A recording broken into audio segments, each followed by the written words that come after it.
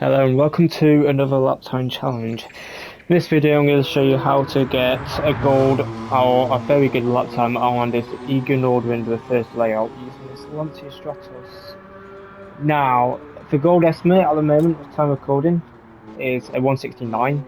Well, right now I'm first, but I reckon there's a good couple times in it. I reckon it'll get down to a 116.5 area would be my rough estimate for gold.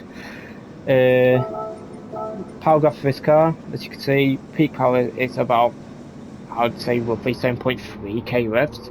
But I do tend to rev it a bit anyway, just because I found that to be, that's just what I did on my laps. I found that was the rough area I needed to rev this thing out. Now I'm going to show you the fastest lap, followed by the lap guide after. Enjoy.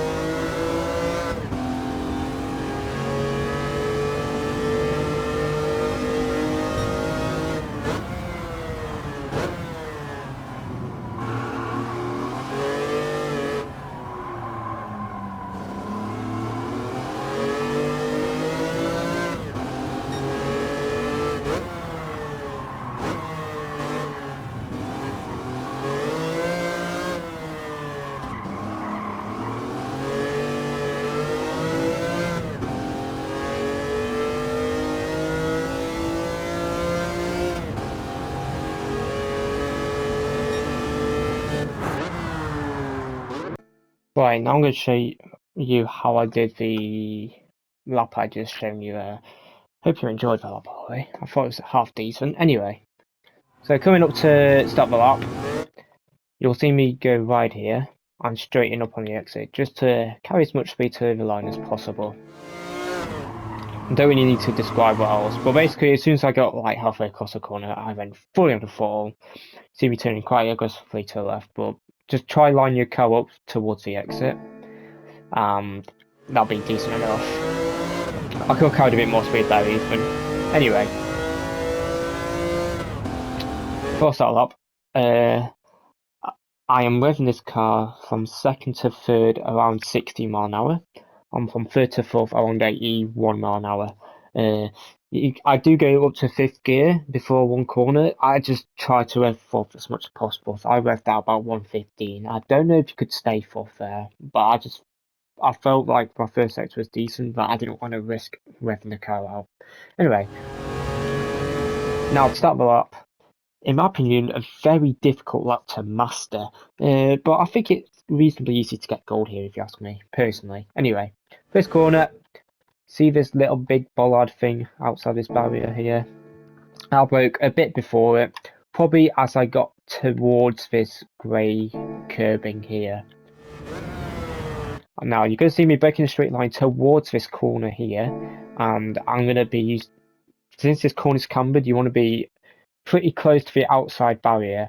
I don't think you want to be fully to the outside, just with how slow this car is on acceleration. You can get away with being a bit more inside the corner, like I did on this particular lap here. You'll see me trail brake towards the end of the corner, just so I don't go straight into the barrier. I was looking for about 46 mile an hour at this point before I went back on the throttle. Now, good throttle reference, I would say, is just for, you see this barrier on the outside here.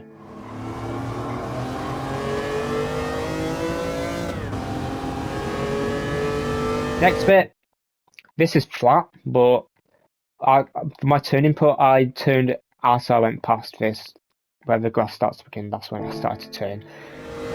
I'm going to pause right here because if you can't have your right wheels on this thing, I found that if you had your right wheels on this curbing thing, it actually made your car steer better. I don't really know how else to describe it, but I just felt like I had more grip on it, basically. Anyway, I just passed it, but here, as I went past the banner, as you can see here, as I went past here, that's when I decided to brake. I was looking for about 86 miles an hour at this point. You can cut it a little bit, but it is a bit risky. I don't think I did on this particular lap. Oh yeah, here. If you can, try to use overtrack here.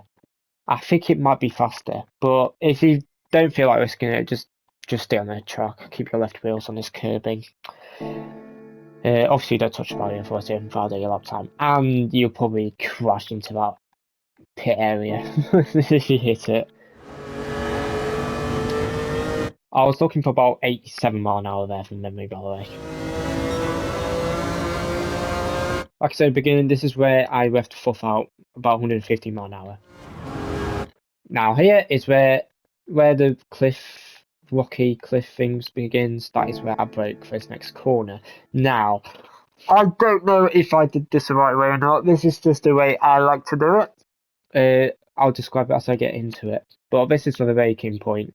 And try to get as close to the inside barrier as possible just to open up the entry for the corner. Like, you cannot get much closer than that. Use overtrack. Now, you're going to see me brake 100% towards the inside of this corner. Now, I don't know if that's the best way or just to use the camber and turn in a bit later.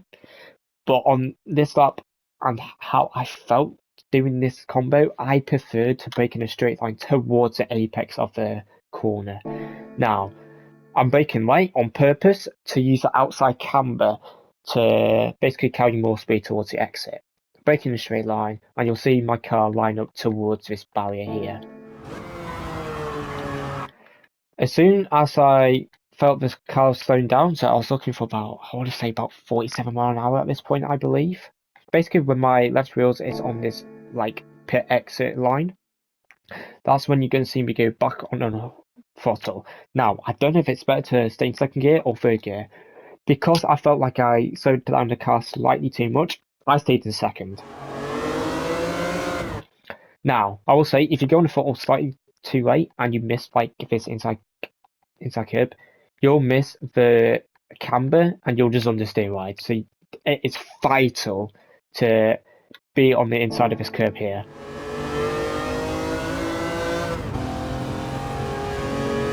We'll say, before the next corner, minimize time. I turned early. Just make the track. How do I describe it? Try drive the track to the minimal distance as possible. Is how I describe it. Now, next braking point. Honestly, this is how I judge my braking point. As soon as I got to this sector point here, I counted to about 1 second before I went on the brakes because I could not find a braking reference. I just counted to 1 and then I broke. That is literally how I did it. Now, I don't know if that will work for you, so I'll try point out a braking reference for you when I get on the brakes here. So now I'm braking. Yeah, like I said, there's no real good braking reference. Like, that's why I counted to 1. I counted to about 1 and then I broke. Here you see I'm about 160 kilometers, so about 100 miles an hour. That is when I broke. Now, you're going to see my car, I'm basically lining up so that my car is pointing with my left wheels on this curb and my right wheels going towards that curb. So I don't have to turn and brake, so I can brake as efficiently as possible to slow it down as quick as possible, so I can brake as late as possible. Sorry.